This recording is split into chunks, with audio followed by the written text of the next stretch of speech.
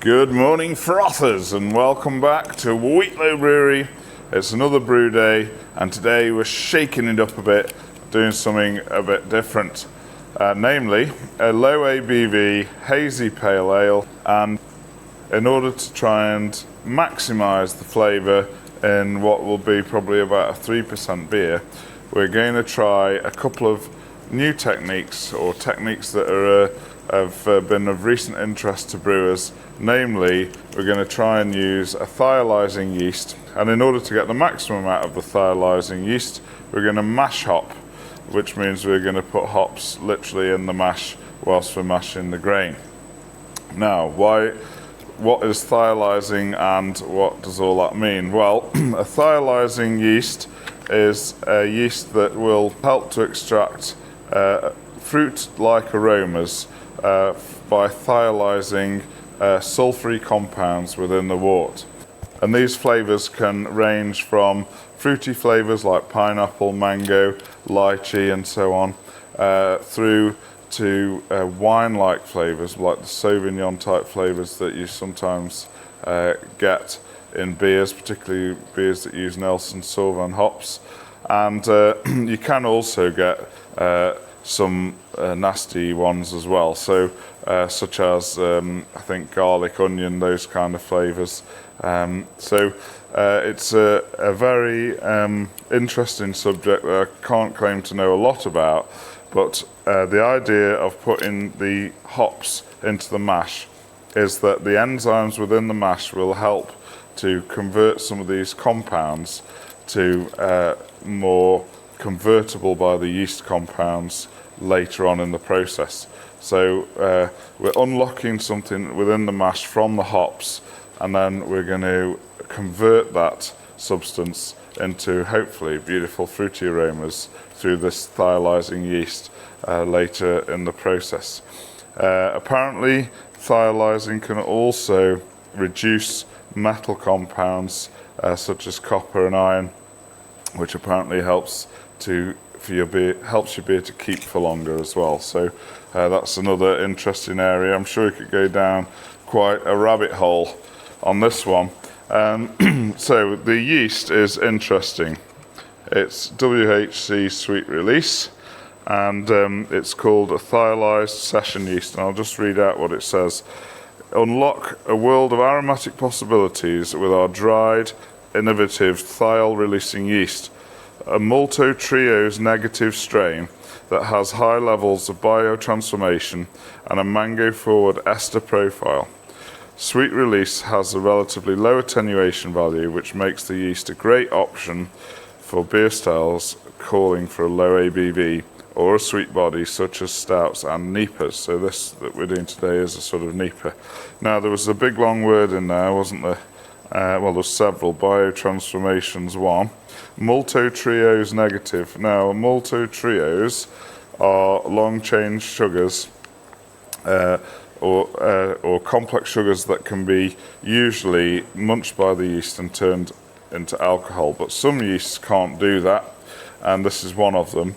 And the benefit, or the thing that we're looking for as brewers from that, is that that's going to leave extra sugar unfermentable in the beer, which will give body, sweetness and mouthfeel to the finished beer. So it sounds pretty exciting because we're going to achieve this in a number of ways today. We're going to mash a little bit warm at 68. That will help leave some residual sugars in the beer. We've got the maltotriose-negative yeast, which will leave presumably maltotrioses in the wort to give body and sweetness. And finally, we're also going to add a maltodextrin, which is a unfermentable sugar that will again boost the sweetness and mouthfeel. So we're going to add a kilo of that later on in the boil. So this is a Malt Miller recipe. Stiffo's talking about it behind me on this excellent video where they do this beer, and they also do a West Coast low ABV beer as well. I've brewed them both before, both came out great, but Sweet Release, the beer that we're doing today, named after the yeast, will prove very popular actually, because I think I've mentioned before, I do have a few neighbours that get a little bit scared of the stronger beers, and the fact that this is both nice and 3-ish% makes this quite a popular option. So it didn't last very long last time, so I'm pleased to be brewing it again and doing a video on it. Now the malt bill should be low colour golden promise. Actually, that's what Stiffo said in his recipe. I haven't actually got any of that, so I've used a bit of a combination today. Some Planet Extra Pale from Muntons, some real golden promise, and a touch of low colour Maris Otter as well. A bit of a use up the rest of the bags kind of a day, but I don't think that we need to worry about that, because the other parts of the malt bill, namely flaked oats, which is 9%, and malted oats from Simpson's, which is again 9%. That's a lovely way of presenting oats, because it includes the husk in the ground up oats, and this helps with the filtration in the mash and keeps us from having a stuck mash. And also, when I stirred it in just now, it was absolutely beautiful sort of oaty aroma coming from it, which you didn't get in the same way from the simple flaked oats. And then we've also got some flaked wheat, malted flaked wheat, which was 7% of the malt bill. So you've got your wheat and your oats in there. That's going to give you a classic fluffy, pillowy, cloudy texture that you are looking for from a NEIPA. And then into the mash we're sticking 250 grams in my case, which Beersmith claims is 6 IBUs worth, so we'll see about that, of Cascade hops into the mash. And we've just checked the pH, we've acidified to get it back down to 5.2, and it's busy mashing away now. Then later on, we're going to add some more Cascade at the start of the boil to give us 12 IBUs worth, stick the maltodextrin in, and then for the whirlpool at the end, we're going to stick 20 IBUs worth of Idaho 7. And then we're going to ferment it with sweet release, and we're going to do a large dry hop later with Citra, Idaho 7 and Nelson as well. So the Nelson in particular will help with those sort of slightly winey flavours, so it'll give it a not just a soft fluffy sweetness to the beer, but also a little bit of complexity and a sternness from those more wine-like flavours. So yeah, really interesting beer, interesting to try the mash hopping. I should really be doing one without mash hopping and seeing if we can tell the difference, but I'm not. So we'll have to just imagine the difference in this case. But it's interesting that the sweet release says it's about mango flavours, but it's got a pineapple on the label. So presumably it's a bit of both. So I'm really interested to see how we get on with this beer, and we're going to crack on now with the mash.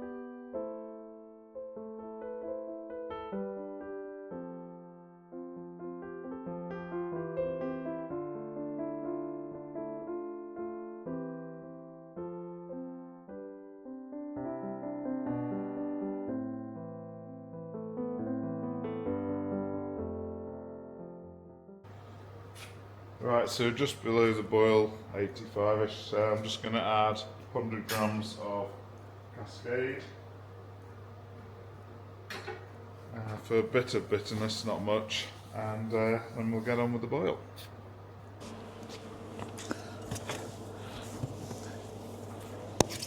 One thing that's interesting is the mash that I'm cleaning out now just smells absolutely beautiful with the hops in it as well. Not used to that mixture of hops in the mash. So if that's anything to go by, quite promising. Alright, just going to measure out the Whirlpool hops. Idaho 7. So Idaho 7. This one is 13% alpha acid, so it's a dual purpose hop. Rock hard. Should be things like mango, pineapple, citrusy, grapefruity, piney, resinous type stuff. All the kind of things really that you expect from a modern American hop. 400 grams going to go in to the Whirlpool at 80 degrees for half an hour. Break those lumps up a bit though.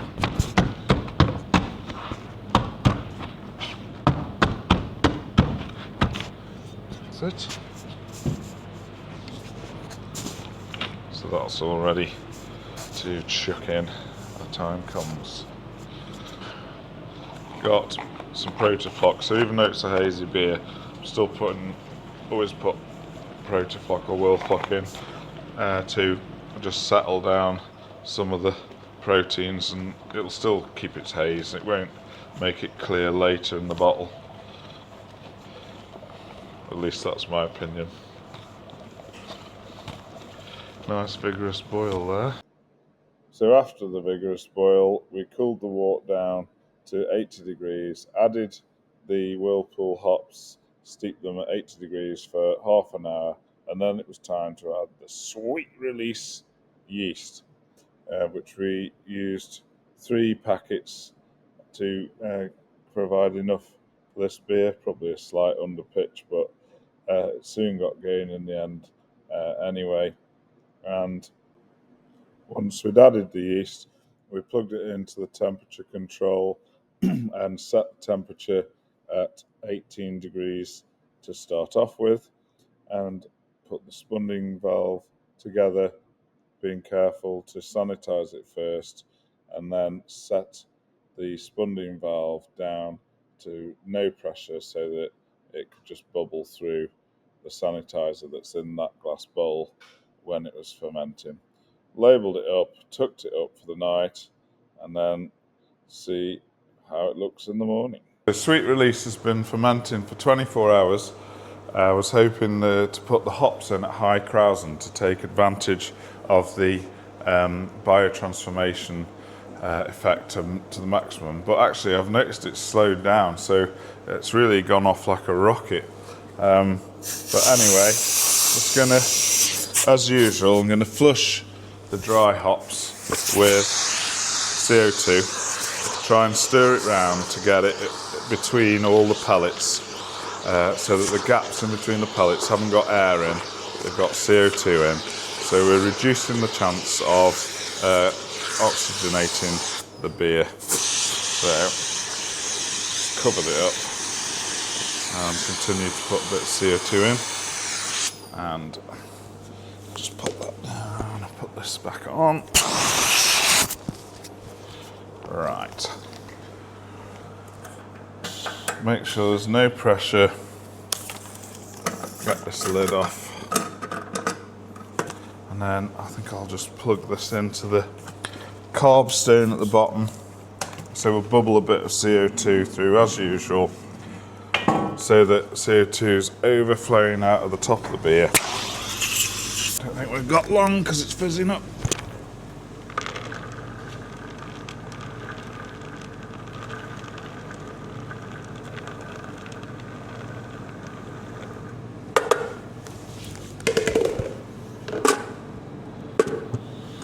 Got to do it quickly because by bubbling CO2 through the beer, it's going to fizz it up like a can of Coke that's been shaken up.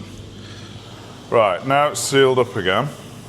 I'm going to whack the pressure up on the CO2 and pulse it. tighten that up as well to increase the pressure.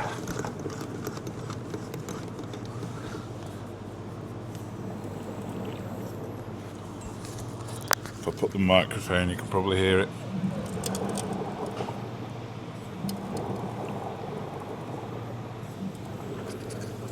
So, I'm going to tuck that up now, reduce the temperature. Should have done that already, actually.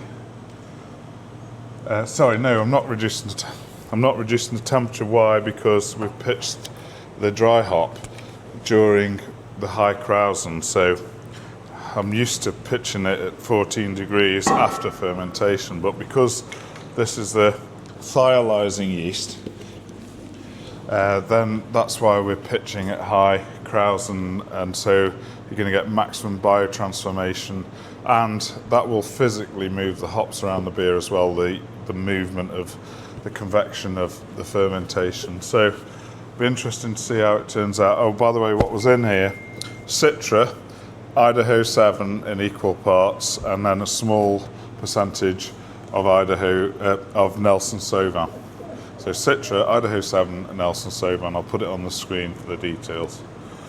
Okay, so we'll let that carry on with fermentation. I'll turn the pressure down because I shouldn't have turned it up because it hasn't finished. There we are. Tuck that up, let it carry on. Right, the sweet release is finished fermenting. It's cold crashing. But I need to get the hops and the yeast out by dumping the cone. So, just going to sanitize that.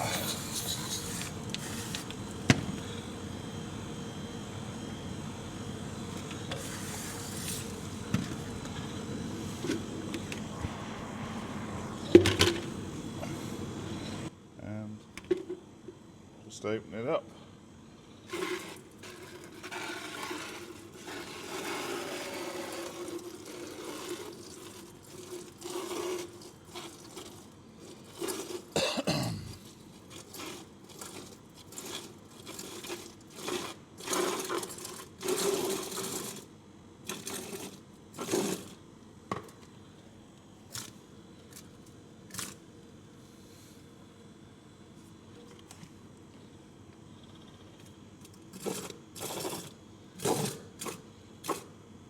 Right, there we are. Smells pretty nice and hoppy,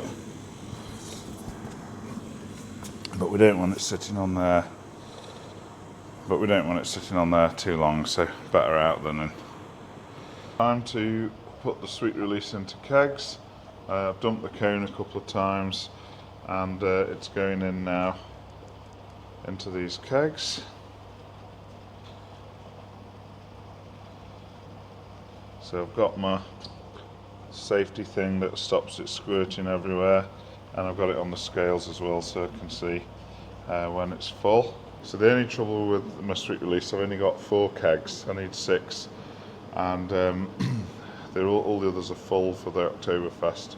So I'm going to put a couple into pins. I've got a couple of pins here in cask basically, and I can either later transfer it into a keg, or we could try and drink one from cask, but it really isn't the kind of beer for cask because it's so prone to oxidation. But I haven't really got much choice.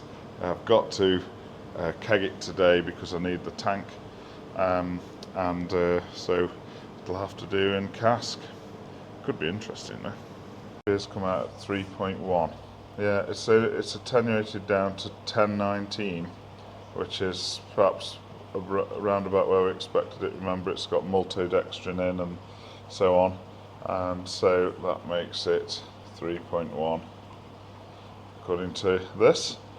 55% attenuation, so it'll be a sweet beer with a bit of body in it, but it's got plenty of hop in as well. It's quite a nice beer, actually punches above its weight in terms of how it tastes for the strength. For 3.1, it's pretty amazing. So yeah, looking forward to trying this once it's settled in these kegs for a week or two, or a day or two maybe, and yeah, we'll come back for the tasting. So, sweet release. I'm just in the middle of canning the sweet release, so I just thought I'd show you a little bit about the canning operation. So, I've got my, turn you around, Duo filler, which has just filled these 2 cans, and I've got the Malt Miller, not the latest model, but the model before that, can seamer, which is really good. Just done that one. Rinse it with some sanitizer. So, couple of tips about this can seamer if you've got one. Before you press the green button, always just lift that up, because sometimes it sticks, and if it's really stuck with a bit of sort of beer down there that's dried up, if it's really stuck, it will break the machine. Speaking from personal experience. So just lift it up like that to check it's free to move, and then you can press your button and it'll seam the cans. So the other thing about this is getting your froth right. So this beer is a bit light. In fact, I tried this beer the other day, it was too flat. So I carbonated it a bit more, shook it up, and I've probably over-carbonated it now. If I was a bit more patient, I could have just put a bit of pressure on it and let it naturally come at the right level of carbonation using the carbonation chart, but I decided to put high pressure in and shake it up to dissolve it fast, so now it's too fizzy. So what can you do about that? It's frothing over. You want some froth. If you don't have froth, you can't squash the lid down onto the put 2 new ones on. You can't squash the lid down onto the foam. So when I press the button, you can probably hear it hissing. That's purging the can with gas. And then you squash the lid down onto your froth, pop it in here, press the button, seams it, and then I just rinse it off to get any beer off. So you can see now frothing up a bit here. Rather a lot overflowing. It's not ideal. I have switched to these thinner lines, and I've turned the pressure up, which counterintuitively usually helps. But I'm getting quite a lot of wastage, to be honest. Decarbonating a beer isn't quite as easy as carbonating it. Right. But anyway, despite a bit of waste, I've got a nice dome of froth, and I just squash the lid on like that. And then you've got little or no oxygen in your beer.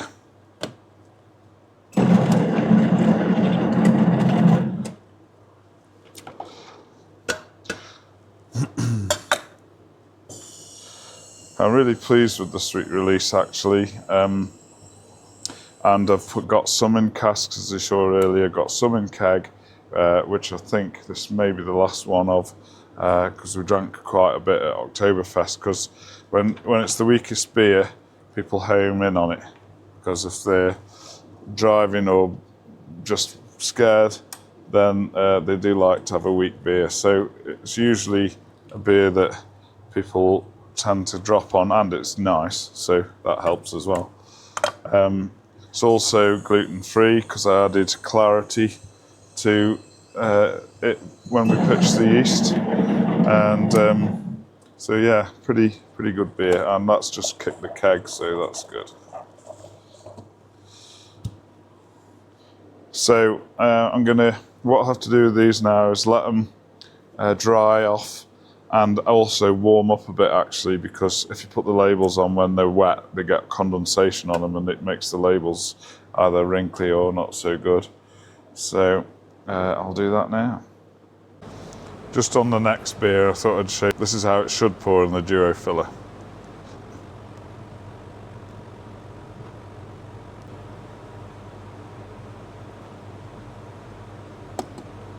You heard it just click off there, and it's just got that sort of meniscus above the can, which is perfect for when we then take it off and just squash that bit of foam out with the lid.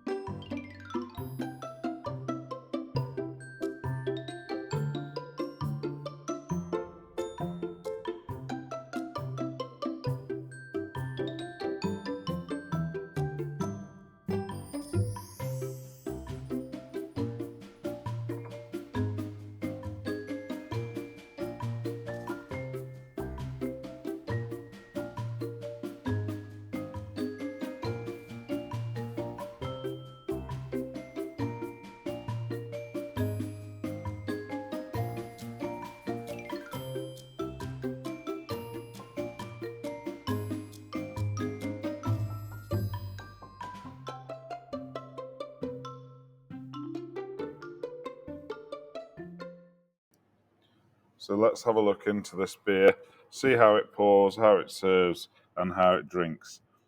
Pouring it here from the keg, it's quite lively, it's quite well carbonated, which isn't a bad thing really for a low ABV beer. The carbonation just adding that little bit of bite to contrast against the sweetness from the high body and the maltodextrin. The beer itself is a deliciously golden orange juice kind of a colour with a good firm stable haze and a very thick off-white frothing head which really sticks around for the whole time that you're drinking the beer. Here with the light behind it you can see that beautiful golden orange juice colour. So let's have a go at it, see what we think and have a sniff and a taste. This is Sweet Release, and it's absolutely super. I'm really pleased with how this beer's turned out. It's the second time I brewed it, and the first time was really nice, really popular, it went really quickly, and this time I just think it's gone even nicer. Everything went really well on the fermentation, finished it nicely, dropped the cone a couple of times, got the dry hop in, roused it a couple of times, and seemed to have got the most out of the hops. Also, really impressed with the mash hopping technique, which is, this beer's the first one I've ever done that uses that. Now the smell is, it's got a sort of sweetness to the smell, kind of orange or satsumi kind of a smell, and maybe a bit of gooseberry from the Nelson as well. Just smells inviting, not overpowering, but just from about here you can smell the fruity aromas, and it's got a stable haze, but it's not really thick haze. Nice thick white head, look, that's staying around. So let's have a go at the mouthfeel. Yeah, really good body to it considering how strong it is, 3.2%. The body's obviously been built up a bit by that maltodextrin. So I'd say it was a light body still, but it's not really thin. So taste-wise,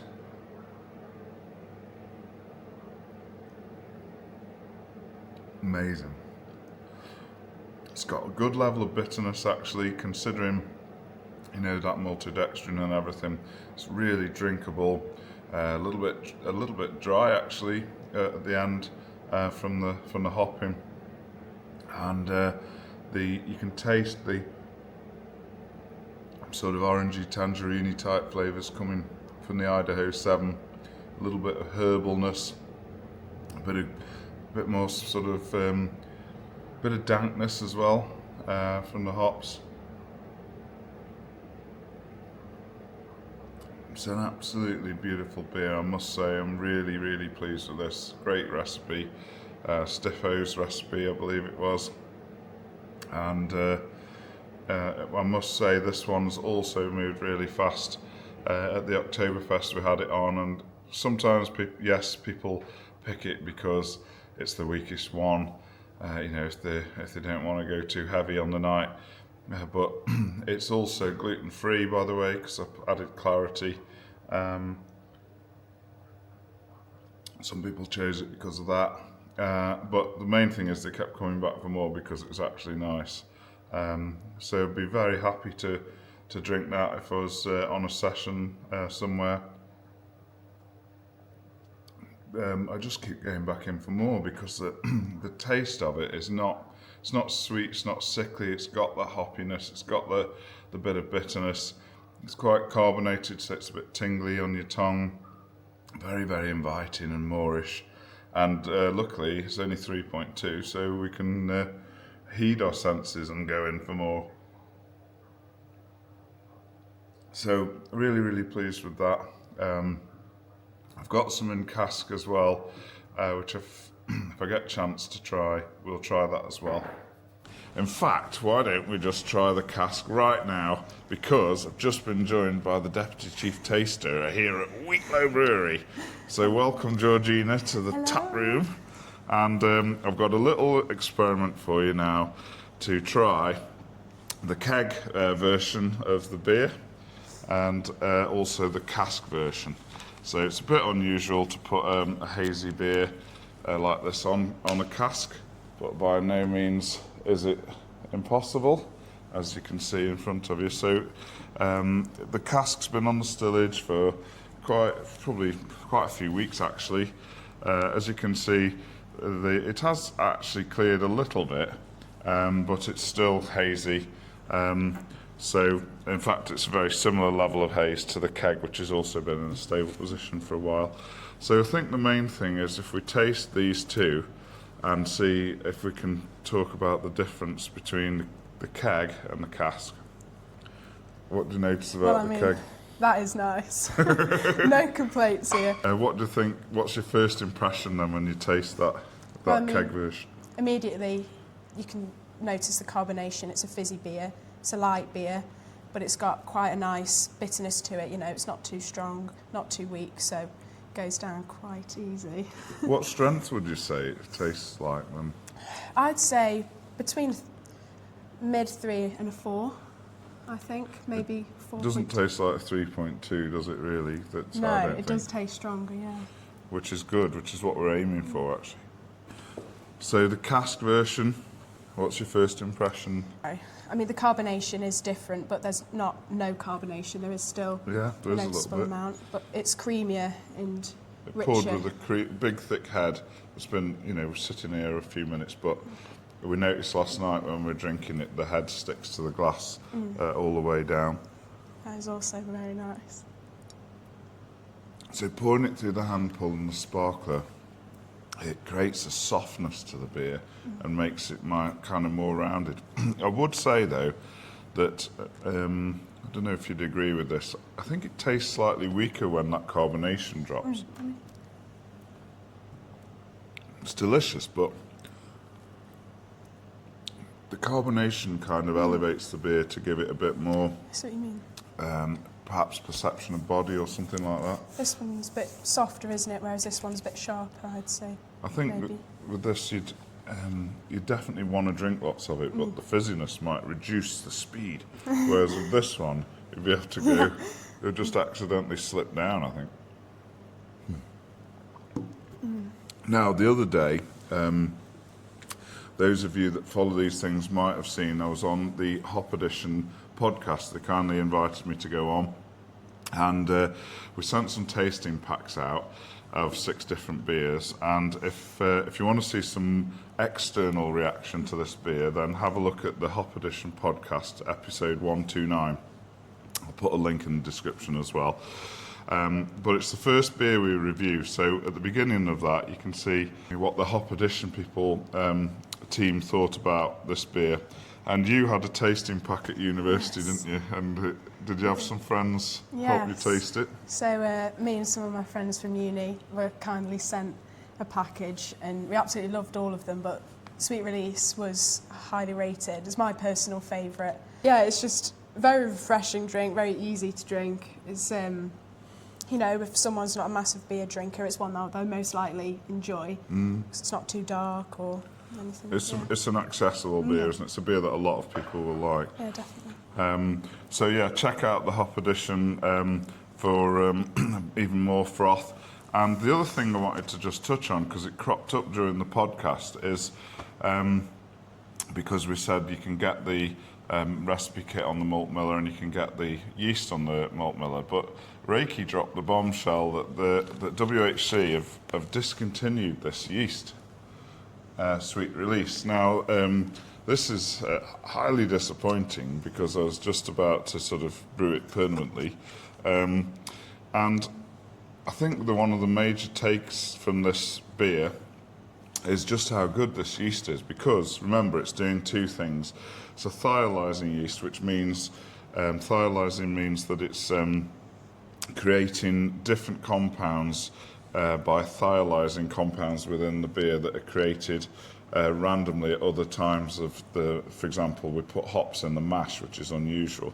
So the thiolising is one element, and you can get another thiolising yeast, but put that in combination with the maltotriose-negative element, and what that means is that this beer finished at 10.19, I think it was, so it's kept that high body in there. Yes, we use maltodextrin as well, but the fact that it's maltotriose-negative means that it's ideal for this kind of beer. So it's a weak beer, but it had a relatively higher starting OG, but the finishing gravity was 10.19, which gives you body, gives you sweetness, gives you mouthfeel. So I wish that WHC would reconsider about discontinuing this yeast, not encouraging a pile-on to WHC where we all email them and say, please bring it back or anything.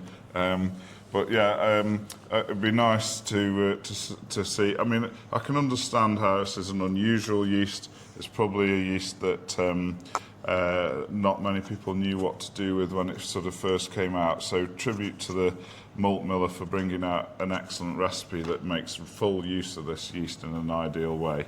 And I hope that one day it'd be worth WHC bringing it back. I think that probably wraps it up for this tasting, doesn't it? Yeah. Ideal breakfast beer. Cheers. But overall, really, really happy with this beer. I'm going to brew it again because it's just a handy beer to have available, gluten-free, 3.2%, pretty universally liked by people. So I think that might become a permanent line at the Wheatlow tap room. So that just about wraps up this video on sweet release.